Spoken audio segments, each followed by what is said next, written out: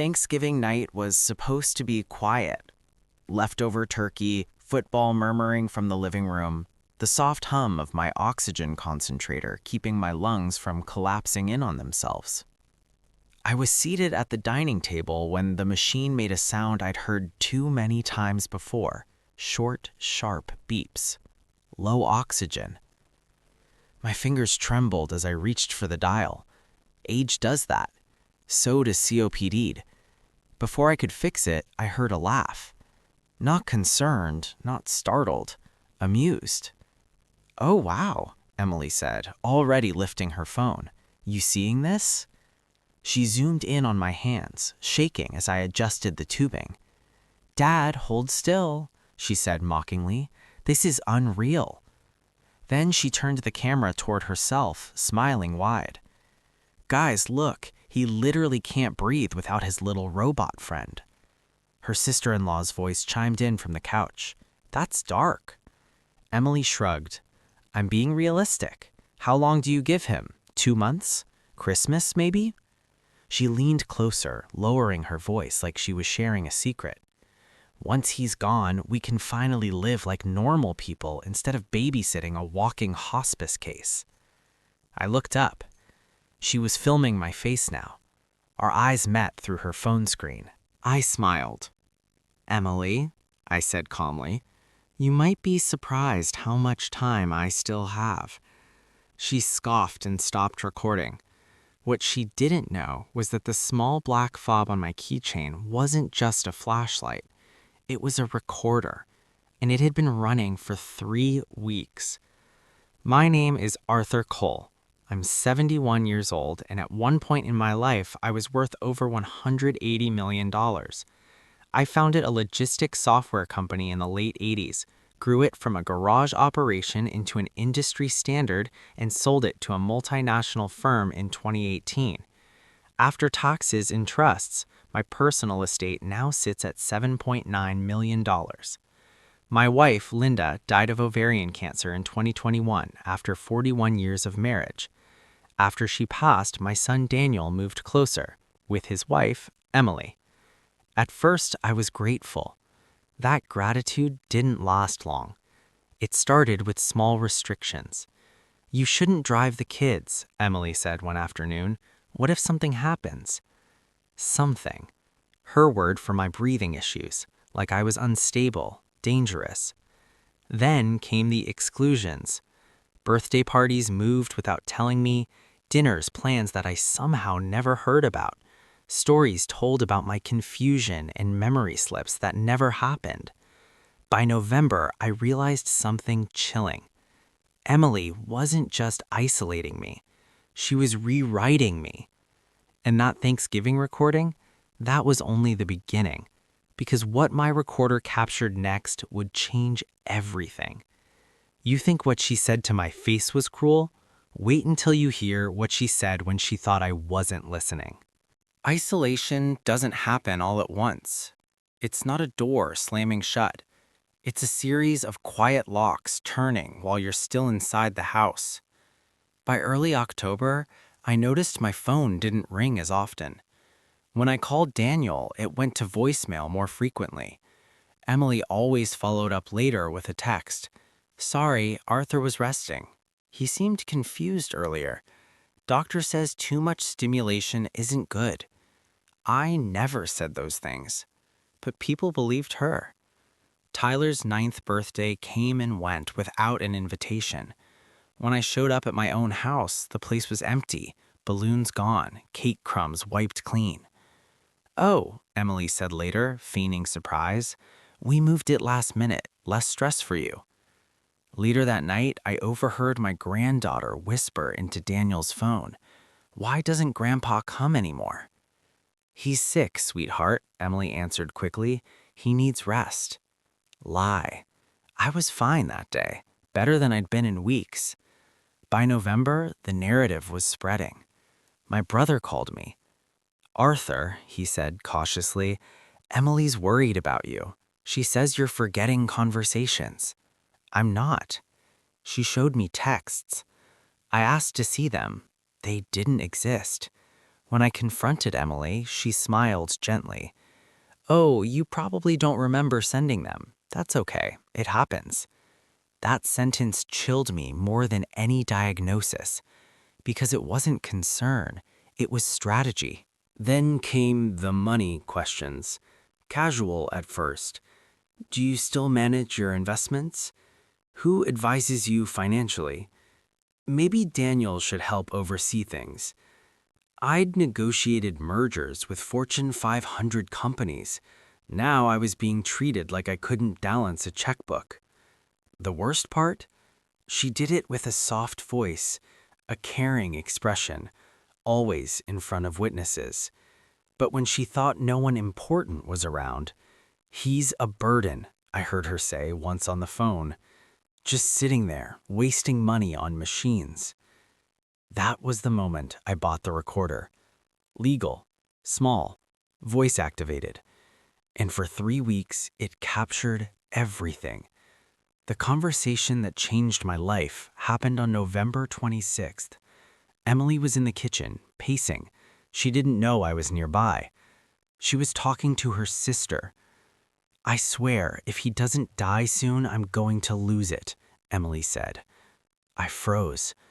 The inheritance is supposed to be split, but at this rate, he's going to burn through it all on medical bills and live another decade. Inheritance. She wasn't waiting. She was planning. And what she said next told me exactly how dangerous she really was. When she started talking about accidents, I realized this was no longer emotional abuse. It was a countdown. The recorder didn't miss a word. Emily's voice was sharp now, calculating. "I've already laid the groundwork," she told her sister. "Everyone thinks he's losing it. Even his lawyer is starting to question things." My lawyer. "She's starting to ask about power of attorney. A few more months and I can have him declared incompetent." I felt something heavy settle in my chest. Not fear, clarity. "She's still sharp," Emily admitted casually. "Built a company from nothing. But that doesn't matter if people believe he isn't." Then she laughed. "They'll believe whatever we tell them. Kids always do." She meant my grandchildren. She knew my medical costs, down to the dollar. Oxygen rental is almost $3,000 a month. Meds, appointments, it adds up. If he lives 5 more years, that's $200,000 gone. Gone, like my life was an expense sheet. Money that should be ours. Ours. Not Daniel's, not the kids. Hers. Her sister hesitated. "What if someone questions it?" Emily scoffed. "Who? He barely leaves the house. He's isolated, desperate for family. He'll sign anything if he thinks it buys him time with Daniel." Then the sentence that turned my blood to ice. If something happened, like a fall or a medication mix-up, no one would question it. Old people have accidents all the time. Silence. "I'm not saying I do anything," she added quickly, "but I'm also not going to fight nature." Probably. She said probably. I listened to that recording 3 times. Then I made a call. At 2:17 a.m., I woke my estate attorney. "I need to change my will," I said. Immediately. She tried to slow me down. I didn't let her. I sent her the audio. By sunrise, everything changed. Emily Brennan, 0. Every cent redirected into a protected trust for my grandchildren. Untouchable, ironclad. But I wasn't finished, because if Emily thought she could plan my death quietly, she was about to learn what happens when you underestimate someone who built empires for a living. Changing the will was only step 1. What I uncovered next would destroy her entire life. The private investigator came highly recommended. Former law enforcement. Quiet. Precise. He didn't ask why, just how fast. 3 days later, he asked me to sit down. "Arthur," he said, sliding a folder across the desk, "there's something you need to see." The first photo made my stomach drop. Emily, kissing a man half her age, not Daniel. Who is he? I asked. Brad Collins, personal trainer. She's been seeing him for 8 months. 8 months, while planning my death. Every Tuesday and Thursday, Emily told Daniel she was going to yoga. She never stepped foot in the studio. Instead, she met Brad. Hotels, gyms, parking lots near campus, all documented. But the affair wasn't the worst part. The finances were. Emily had $92,000 in credit card debt Daniel didn't know about. 6 cards, maxed. Luxury stores, spas, travel. The $45,000 designer bag she bragged about, bought with a cash advance at 23% interest.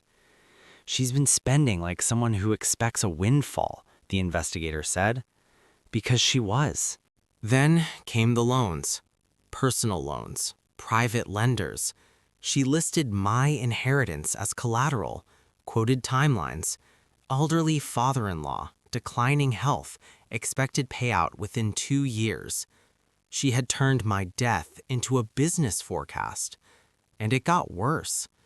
She's been researching elder incompetency laws, he continued, and contacting memory care facilities. I stared at the paperwork. She'd already picked out where I'd be sent. One last thing. The investigator pressed play on an audio file. Emily's voice again. This time with Brad. If he doesn't die naturally, Brad said, what then? Emily laughed softly. Accidents happen. That was it. That was the moment I stopped reacting and started planning. Because Emily thought she was hunting a dying man. She never considered what happens when the man being hunted fights back. What I did next forced her to expose herself, live in front of thousands. Emily walked into my house smiling, concerned, soft-spoken, her mask. Daniel was already there. I asked one question. Tell me about your yoga classes. Daniel shrugged. $30 a session? I handed him the receipts. $200. Twice a week. Silence. Then I asked him to call the gym. Speakerphone. Yeah, the receptionist said cheerfully. Jessica and Brad train together all the time. Great couple. Daniel hung up. He didn't speak. Emily did. She's spying on me, she snapped, pointing at me. This proves he's paranoid. Then she pulled out her phone and went live. She filmed me, accused me, played the victim. Thousands watched. She called me selfish, a burden, said I was clinging to life out of spite. She admitted the affair, mocked my illness, claimed my money like it already belonged to her. She thought she was winning. She didn't know the investigator was outside, recording everything. She didn't know my attorney had already preserved the stream. And she didn't know that this performance would be the final nail. Because when the family meeting happened, with doctors, police, a court recorder, and every piece of evidence laid bare, Emily had nowhere left to hide.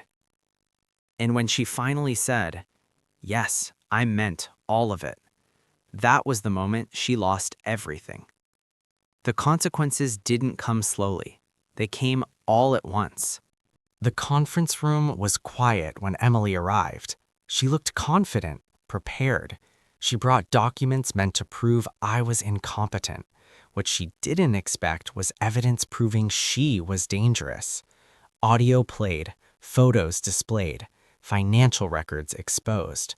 Her own voice echoed through the room, planning, mocking, threatening. The doctor confirmed my mental clarity. The investigator confirmed her fraud. The officer took notes. When Emily finally snapped and admitted everything, it was over. She was escorted out. Daniel filed for divorce the same day. Criminal charges followed. Emily lost the house, the money, the marriage. Her trial is pending. 2 to 5 years, according to her attorney. My grandchildren are safe. Their future secured. Daniel comes for coffee every Friday. We talk, really talk. My health is stable. Peace does that. I didn't win by revenge. I won by refusing to disappear quietly. I lived. And sometimes that's the one thing predators never plan for.